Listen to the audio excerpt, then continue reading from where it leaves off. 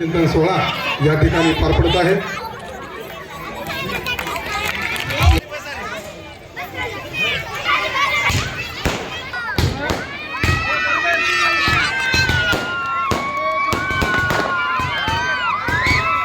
या ठिकाणी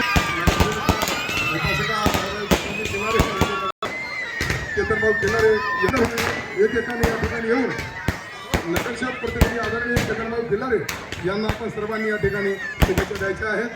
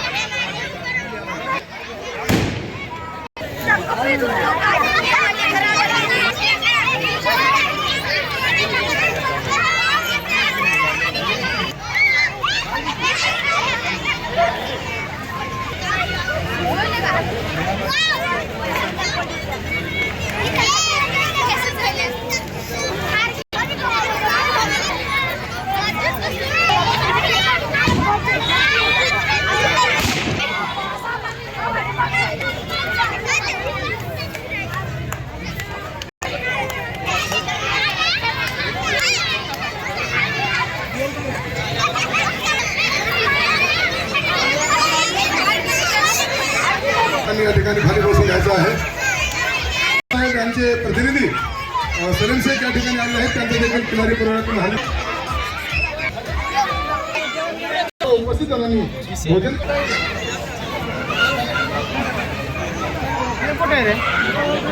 आज भारतीय राज्यघटनेचे शिल्पकार परमपूज्य बोधिसत्व डॉक्टर बाबासाहेब आंबेडकर नगरसेविका यांचे प्रतिनिधी आदरणीय चेतनभाऊ खिल्लारे उर्फ भाईजान यांच्या वाढदिवसानिमित्तच्या या अभिष्ट चिंतन सोहळ्यासाठी आपण सर्वजण या ठिकाणी जमलात, त्याबद्दल मी खिल्लारे परिवाराकडून व बालाजी खिल्लारे मित्रमंडळाच्या वतीनं आपल्या सर्वांचे या ठिकाणी आभार व्यक्त करतो।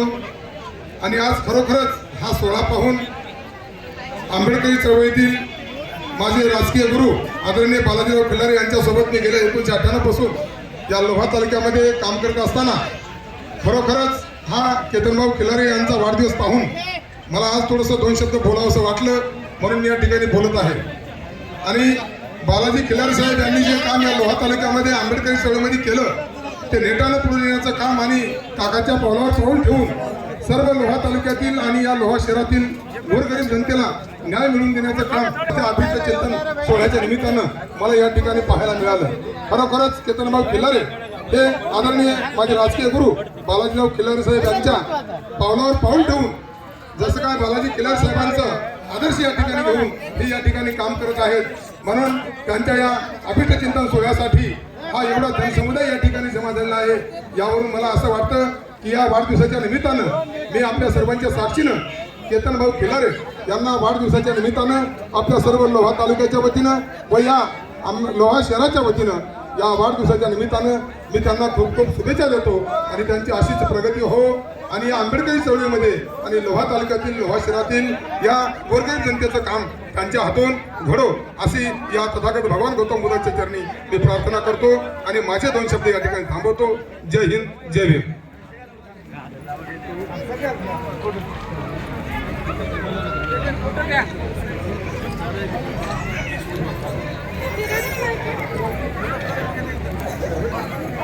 Thank you.